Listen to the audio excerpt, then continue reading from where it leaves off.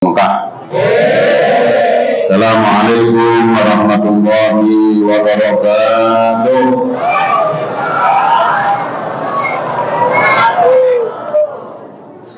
Adik-adik yang jawab salam Ustadz dengan semangat, nanti kalau Idul Fitri angpaunya 3 kali lipat dari tahun yang lalu. Assalamualaikum warahmatullahi wabarakatuh.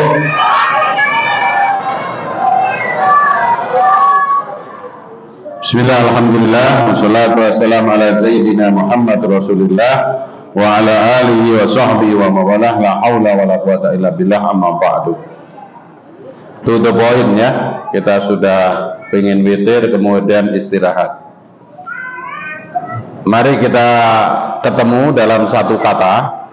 Kata itu ada di dalam ilmu mesin, ilmu alat, namanya kalibrasi.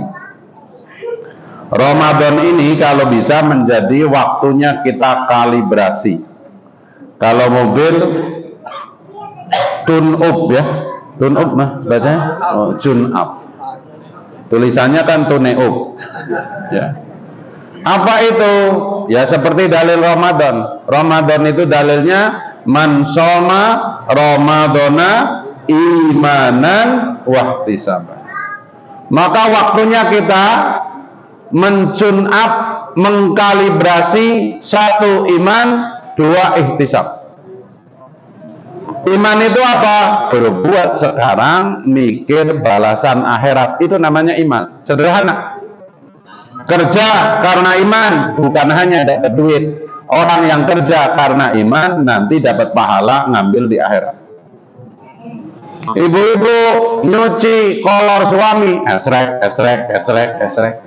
Kalau karena iman, bukan hanya dapat duit dari suami, gugur dosanya. Jadi mohon maaf, dakinya kolor suami rontok, dosanya ibu rontok. Itu karena iman. Bapak-bapak capek-capek pergi dari sini, rumah di Sudimara, kantor di Sudirman, ya keren ya, Sudirman gitu. Macet, kadang salah bawa mobil, waktunya ganjil genap, tanggal ganjil bawa, ya karena mobilnya cuma 1 ya enggak, ya kan, ditangkap polisi, ya. Kalau karena iman, bukan hanya dapat gaji, dapat pahala di akhirat, ya. Nah, kita karena imannya masih pas-pasan, kadang berkurang, kadang copot. Kalau dengar ibadah itu problem, ya enggak? Suruh sholat, kadang-kadang ada adzan, Allahu Akbar, Allahu Akbar, ya asar lagi, barat juga zuhur. Satu-satunya adzan yang paling ditunggu ya cuman adzan maghrib aja. Ya, mari mumpung Ramadan kita balik. Kita tune up, kita kalibrasi. Seluruh ibadah itu anugerah dalam kurung fasilitas dari Allah. Jadi kalau dengar kata sholat, puasa, zakat, haji, itu bukan masalah, bukan problem. Ya. Yang kedua, ihtisab. Ihtisab itu apa? Sungguh-sungguh ingin lulus kemudian dibalas Allah. Jadi kalau ibu misalkan ikut tender catering, syarat-syarat agar bisa lulus ikut tender catering ini, nasinya harus pulen, piringnya begini ya, nasinya itu kalau dimasak jam 8 pagi sampai zuhur nggak basi. Sungguh-sungguh ingin mencapai standar, itu ihtisab. Puasa bukan sekedar puasa, tarawih bukan sekedar tarawih, baca Quran tidak sekedar bunyi, ya. Yang penting bunyi hatam, jos-josan, ya, kecepatan tinggi, ya. Yasin wal Qur'an. Nah, saya ingatkan, mari kita kita rinci. Kalau dengar adzan, selama ini kita ada Allahu Akbar, Allahu Akbar. Yes, adzan atau biasa-biasa saja atau kesel? Jujur, biasa aja. Itu 5 kali sehari. Padahal adzan itu fasilitas dari Allah. Nabi Muhammad kalau sudah capek, pusing, memerintahkan Sayyidina Bilal. Ya, rihlah ya Bilal, rihlah ya Bilal, beri saya hiburan ya Bilal, suruh adzan. Kita kalau ada adzan, kalau biasa-biasa saja bagus. Tapi kalau sampai dongkol dengar adzan, wah, ini harus diruqyah. Ya harus diruqyah yang begini. Ya. Serius ini. Ya. Dengar adzan kok kecewa. Rasulullah bersabda, siapa yang mendengarkan seruan muadzin, Allahu Akbar, asyhadu an la ilaha illallah dan seterusnya, kemudian selesai adzan doa, membaca doa selesai adzan. Gimana Mas doa selesai adzan? Allahumma lakasumtu wa ya kan? Kadang ya belum selesai adzan aja udah enak, baru Allahumma lakasumtu wa bihamdika. Saya lihat dari depan saya ini ada yang kadang-kadang selesai adzan sudah 7 item selesai makan. Allahu Akbar, lontong. Asyhadu an la ilaha illallah, qalak. Asyhadu anna Muhammadar Rasulullah, tahu isi. Hayya 'alas shalah, kerupuk kuning disiram bumbu kacang. Adzan itu satu seruan. Yang kedua, kalau mau jawab adzan, selesai adzan mau membaca doa adzan, Allahumma rabb hadhihi da'wati tamah, itu ada anugerah besar. Kata Nabi Muhammad, siapa yang menirukan adzan mau doa untukku al-wasilah, berilah Nabi Muhammad al-wasilah, kedudukan yang paling tinggi di surga, halat lahu syafa'ah, orang itu tak tolong. Dapat syafaat itu jawab adzan. Model kita begini, kalau nggak dapat syafaat gimana masuk surga? Orang imamnya baca tadi Ar-Rahman, Ar-Rahman, langsung kaget tadi. Ya? Baru Ar-Rahmannya beberapa ayat, coba kalau dihabisin. Ya. Rakaat kedua, idza waqa'atul waqi'ah. 87. Ya. Ruko, ingat tiket pulang, ya enggak? Sami Allahu liman hamidah. Besok masak apa lagi? Masak tongkol lagi ya. Allahu Akbar ya. Sholat 4 rakaat, ingat Allah paling top setengah rakaat. Kalau nggak ada syafaat bagaimana? Dan untuk dapat syafaat Nabi gampang. Jawab adzan, doa selesai adzan. Nah ini maksudnya dikalibrasi kalau dengar adzan itu yes ada. Imam Suyuti mengatakan, seorang ulama besar dari Mesir, siapa yang mendengar adzan cuek terhadap adzan, saya khawatir matinya su'ul khotimah. Nah, yang namanya cuek itu satu nggak mau jawab, ya. Yang kedua nggak sholat, ya. Udah yang moderat aja, pokoknya kalau adzan sholat minimal seperti itu. Terus yang punya aplikasi, saya ingatkan, kalau punya aplikasi ya dengerin. Ini handphonenya ada aplikasi, begitu punya adzan dipencet. Terutama kalau lagi rapat tuh, Allah langsung digituin.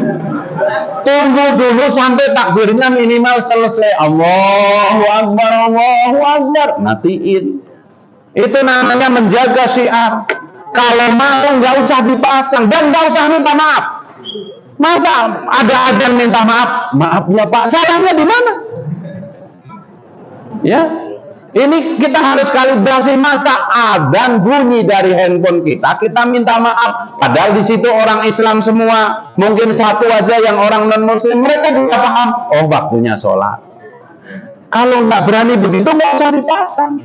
Ada yang nggak bisa di silent kemudian ditetekin begini biar nggak bunyi. Ya, ini serius loh. Ini hal-hal kecil kita kadang tidak open begitu. 2. Udah habis belum waktunya Pak Fir? Oh, jangan galak-galak, kita teman lama itu. Belum Ustadz gitu kan. Belum dikasih lontong, belum dikasih minum, udah dibentak-bentak. Yang kedua, wudu. Wudu karena kita kerjakan setiap hari seolah-olah wudu itu hanya rutinitas. Pokoknya mau sholat wudu. Padahal wudu itu, Masya Allah, siapa yang berwudu dengan sempurna, maka akan keluar dosanya dari pelopak mata, bawah kuku. 2. Jadi 3 titik itu keluar dosa kita. Kelopak mata, kuku tangan, kuku kaki. Makanya yang belajar ilmu fikih, dalam fikih madzhab Syafi'i, air bekas wudu mustakmal, tidak boleh masuk ke tangan atau ke bak yang kecil karena air wudu melarutkan dosa. Umrah bayar 30 juta sama dengan wudu secara berkah. Umrah menggugurkan dosa, wudu menggugurkan dosa. Tapi kita lebih semangat kalau umroh karena ada fotonya kan? Nggak ada kan habis wudu? Habis wudu kan nggak ada. Padahal dua-duanya menggugurkan dosa. Umrah menggugurkan dosa, wudu menggugurkan dosa. Nggak ada orang habis wudu itu kayak pulang umroh, bangga itu enggak. Ya kan? Inti semua ibadah itu untuk kita menjadi suci kembali, ya. Termasuk puasa itu nanti Idul Fitri. Wudu sudah membuat dosa kita habis.